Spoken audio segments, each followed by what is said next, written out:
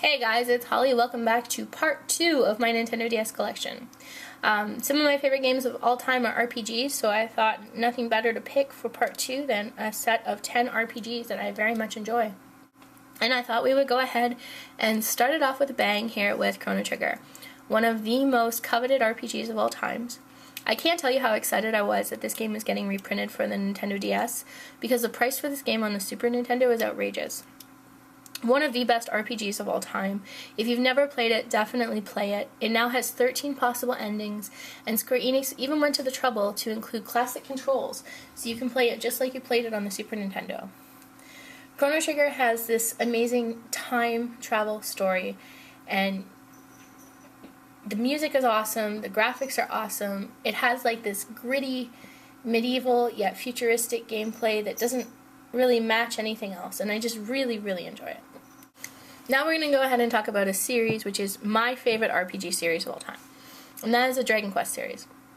Dragon Quest IV Chapters of the Chosen originally came out in the Nintendo Entertainment System, and I was thrilled when this game was getting a Nintendo DS reprint. In this game you play through story mode of other characters, and you go through different parts. The graphics are well done, the music is well done, and it's just an awesome turn-based RPG. If you really like turn-based RPGs, you're going to enjoy these stories. I love the monsters in these games. I love everything about Dragon Quest. Dragon Quest V, Hand of the Heavenly Bride. Unfortunately, when this game came out new, it didn't sell so well. In fact, it didn't sell so well that Square Enix dropped production for Dragon Quest VI. Hand of the Heavenly Bride is one of the best, in my opinion, Dragon Quest stories there is. 3 and 5, which is this game here, are my two favorite Dragon Quest games. This is actually a game, out of all the games in my collection, I have spent the most time on. Dragon Quest V has an interesting engine. Not only do you have a party of characters, and you watch your character grow up and evolve, similar to the story of Ocarina of Time, you actually take on a wife who you get to choose. And you also recruit monsters to battle with you. Not like Dragon Quest Monster Joker where you collect them, but they actually become part of your party. It takes different aspects of other RPGs, and it just does it so well. If you've never played a Dragon Quest game, this is going to be a harder one to find. It is pretty pricey, but definitely if you ever see it, pick it up. I'm sure you'll enjoy it. Dragon Quest Monster Joker. Dragon Quest Monster Joker, this is the only one that Square Enix put out. Nintendo put out the sequel. In this one, you actually have a legendary monster called Incarnus, and Incarnus takes on different shapes as you evolve him through the game. You get to synthesize monsters and recruit monsters. Also in this game, you travel through a series of islands using a jet ski, which I thought was a really cool travel mechanic instead of using Zoom. A lot of people give this game slack because Dragon Quest Monsters on the Game Boy Color is very coveted. This uses a different engine for scouting. You don't fetch monsters with meat, but it is still a really good game. Definitely check it out. It does have an online wildcard battle system, which I've never played, but I do intend on checking out. Here we have Dragon Quest Heroes Rocket Slime. This is a completely separate side story from Dragon Quest where you play as a slime called Rocket, and you have to save your other slimes. Now, this game is an RPG, but it plays a little bit different. You actually play in tank battles, which is really neat. It's just a fun, quirky twist on the series. It's not as long as the Dragon Quest games, but it is a lot of fun, and the tank battles are completely awesome. This is the only one that came to North America. They did release the third one recently in Japan. This is the second one in Japan, and the series is known as Slime Mori Mori. Hopefully we get the 3DS release. I'm very excited for that. Everybody cross their fingers. Dragon Quest IX, Sentinels of the Starry Skies. Wow, this game is awesome. The tag mode map system, I think, is my favorite part of it. The first player story in this is well done. I don't want to give too much of it away. It's a short story. It's about 40 hours long. But you go through and you play a very standard medieval story up until the point where you fly a train with a ferry. There's a really good job system in this as well. If you get to the All Trades Abbey, you can actually evolve yourself, which I thought was really neat.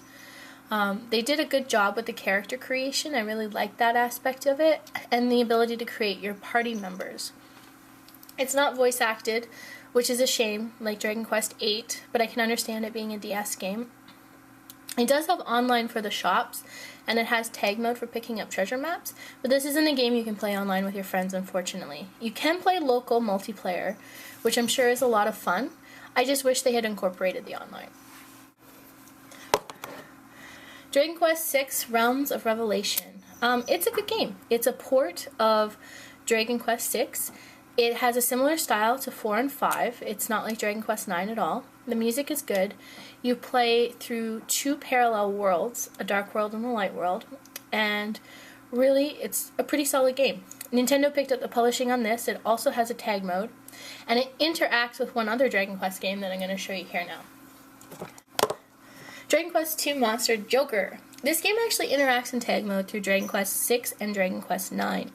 It allows you to create monsters from the game. All the monsters in this game are the monsters from those 2 games. Nintendo published this version as well. They went ahead and took away the Incarnus system. It has a whole new story.